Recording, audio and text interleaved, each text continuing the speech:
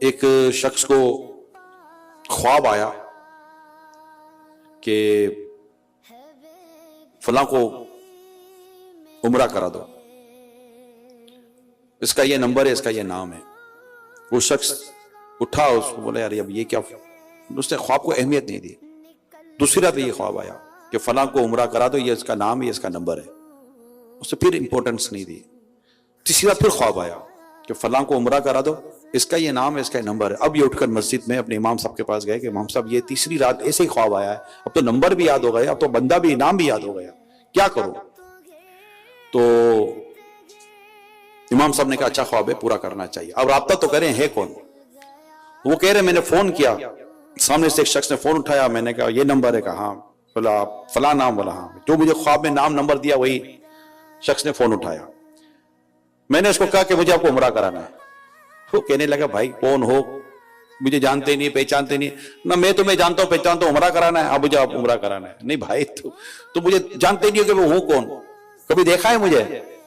کہ دیکھا نہیں ہے، لیکن بس میں آپ کو عمرہ کرانا چاہتا ہوں۔ اب وہ سامنے کہہ رہا ہے کہ کون ہو بھائی، کیوں عمرہ کرانا چاہتے ہو؟ کہ آپ ہاں تو کہہ دیں، مکہ مدینے لے کے جانا ہے نا آپ کو، تو عمرہ کرانے لے کے جانا ہے، آنے جانے کا خرچہ میرا، لے جاؤں گا، لے آؤں گا سب، میرے کو آپ ہاں کہہ دو۔ اچھا چلو بھلی بات ہے، آؤ لے جاؤ، یہ میرا ایڈریس ہے۔ وہ ایڈریس پہ پہنچ گیا سارا انتظام کر کے، اور اس کو دیکھا تو واقعی دیکھتا رہ گیا کہ یار اس کے لیے خواب آیا تھا، یعنی وہ آدمی دور دور تک اس کا کوئی دینداری کا یا کوئی ایسا مطلب کوئی نمازی ہوگا یا کوئی ایسا ہوگا، کوئی اتا پتہ نہیں تھا، بالکل دین کی مطلب عمل سے دور، دین سے دور، فل دنیا دار جس کو بولتے ہیں، مگر اس کو وہ عمرہ کرانا تھا۔ خیر اس کو عمرے پہ لے گیا، عمرہ ہوا، طواف ہوا، سب کچھ فارغ ہو گیا۔ فارغ ہونے کے بعد جیسے ہی مسجد الحرام سے باہر نکلنے لگے تو اس نے کہا کہ بھائی تم مجھے لے تو آئے ہو، اب پتہ نہیں زندگی میں کبھی کعبہ دیکھنا، مکہ دیکھنا نصیب ہوگا یا نہیں ہوگا، اگر تم کہو تو میں 2 رکعت نفل پڑھ لوں جاتے جاتے۔ کہاں پڑھ لو، اچھی بات ہے، بھلی بات ہے۔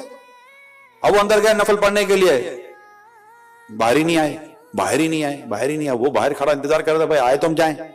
وہ اندر ڈھونڈنے کے لیے چلا گیا کہ بھائی بندہ کدھر ہے، دیکھا تو سجدے میں۔ ٹھیک ہے بھائی، اب کافی دیر تک سجدے سے سر ہی نہ اٹھے، پھر جا کر دیکھا، ہلایا تو اس کی روح نکل گئی تھی۔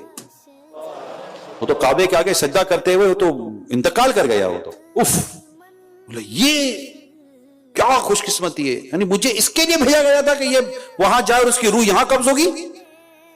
اب دکھنے کو تو کچھ بھی نظر نہیں آ رہا تھا۔ جب اس سے معلومات لی گئی اس کے انتقال کے بعد کہ بھائی یہ کیا ایسا عمل کرتا تھا، تو گھر سے پتہ چلا کہ واقعی یہ کوئی ایسا کوئی نیک آدمی جس کو کہتے ہیں، یہ ایسا کوئی آدمی تو نہیں تھا، بے عمل سے آدمی تھا، مگر یہ جب بھی رات گھر آتا نا، جب بھی رات گھر آتا تو گھر کے لیے کھانے کا سامان لاتا، اور ایک اور کھانے کا پیکٹ ہوتا جو ہمارے پڑوس میں یہ دروازے کے باہر رکھ کر دروازہ بجا دیتا کہ اور کہتا اس کو اٹھا لینا۔ اور وہ ایک بیوہ کا گھر تھا، جب دروازہ کھلتا وہ اٹھا لیتی، پردے کے سارے اہتمام وہ کرتا تھا کیونکہ وہ سمجھتا تھا کہ یہ مطلب بے پردگی نہیں ہونی چاہیے وغیرہ، اتنا سمجھتا تھا یہ آدمی، اور وہ مطلب کہ پردے کے ساتھ سارے کام ہوتے تھے، شرعی تقاضوں کے ساتھ جس کو ہم کہہ سکتے ہیں۔ اور وہ عورت، تو اس کی بیوی کہتی ہے کہ جب وہ عورت کھانا اٹھا کر گھر میں آتی، دروازہ بند کر دیا، ہم آواز سنتے تو وہ عورت کھانا اٹھا کر دروازہ بند کر کے ایک دعا کیا کرتی تھی کہ یا اللہ اس کا خاتمہ ایمان پر فرمانا اور اچھا خاتمہ فرمانا۔ مجھے لگتا ہے اس عورت کی دعا قبول ہو گئی۔